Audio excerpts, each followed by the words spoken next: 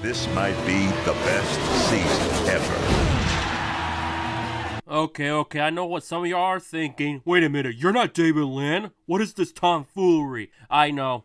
I'm not David Lynn. Never claimed to be him. He has his own stuff. I have my own stuff. I critique graphics. I critique number fonts. So this fits perfectly what you're about to see. So let's do my second installment of NASCAR Sense, shall we? And see if we're really going to have the best season ever.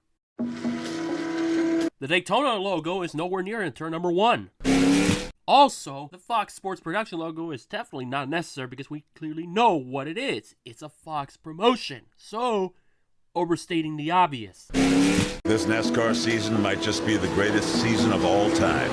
Like, ever. You sure about that, bootleg James Earl Jones? I'm pretty sure nobody is expecting this to be the greatest season in NASCAR history, and maybe ever, because everybody has low expectations between the pandemic and also the rules package and, of course, the playoffs. Nobody really has expectations of this being the greatest season ever, but I understand you gotta promote it so people can get hyped up for the Great American Race. So in that aspect, I would have dropped the sin down to 1, but since the stuff that I mentioned are the reasons why I doubt it's gonna be the greatest season of all time, I'm gonna add 3 cents for that. You're talking about misleading the people, those who follow it. Those who don't may be interested, but at the same time, you're asking a bit too much for those casuals, diehards, and newbies, if you ask me. Right out of the gate, we get a blockbuster trilogy of Denny defending Daytona.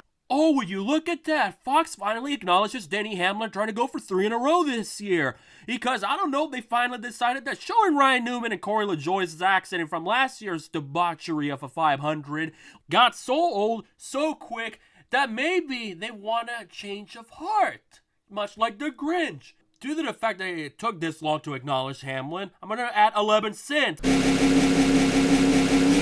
Okay, I was a bit harsh on that one. I'm gonna reduce it to 3 cents due to the fact that it's a beast of a parody cover of Days of Thunder. We got Joey, Kevin, and the People's Champ. No. Hideo Fukuyama is the People's Champion. But most of all, the greatest People's Champion is none other than The Rock. Because The Rock says, know your role and shut your mouth! That everyone is chasing. See what I did there? Okay, Bearden. Anyways, punters are always a sin. But it ain't all left turns. You don't say! Good God almighty, I would have never known that not all races are left turns. Thank you, Captain Obvious. We're busting out of the oval and taking... You thought I would have noticed, but if you look very, very closely to those CGI cars that are way better than driven, there are duplicate cars. Therefore, double sin. This tour on the I don't think that's coded, Chief. road. I sure hope Steven Light isn't running that race. If you know, you know. Austin's a weird place, man. The narrator is Austin, Texas. He's even a... Really? Really? You're gonna use the 1984 Firecracker 400 as your B-roll footage with a big text that says Darlington when it's bright as day that footage is Daytona from 1984. You're not gonna show Darlington?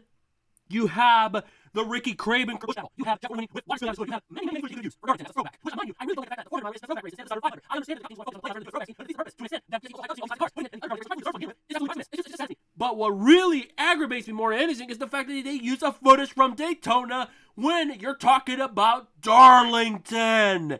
Therefore, sin count? How am I gonna send this thing? 100! Throwback race on Mother's Day. There she is. He was such a nice boy. Unless your names are Tony Stewart in 2000, Brooke in 2002, Jeff Burr in 2010, Clint Boyer in 2012, or Brad Keselowski in 2014, it's false. That mane is majestic. Hey guys and gals, you want to see something more bizarre?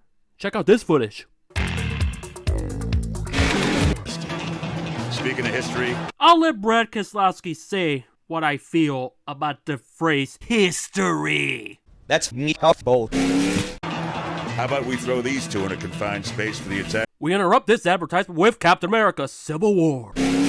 season, see what happens. We also interrupt Captain America's Civil War with the good, the bad, and the ugly.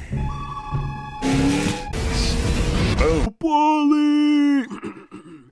Anyways, Paul Menard slander is always a sin. All right, just Sad Sam Mayer noises. rub a little dirt on it. I love the smell of fresh dirt and breast. I wonder what bar is Ryan Blaney's cowboy look. Also, so that's Dacre Montgomery's new role after Stranger Things, being a race car driver.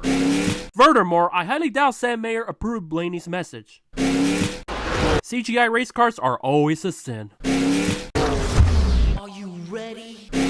And then a new team from North Carolina Nice try, buddy. is Whoa, wait a minute, hold up. Notice something wrong with this picture?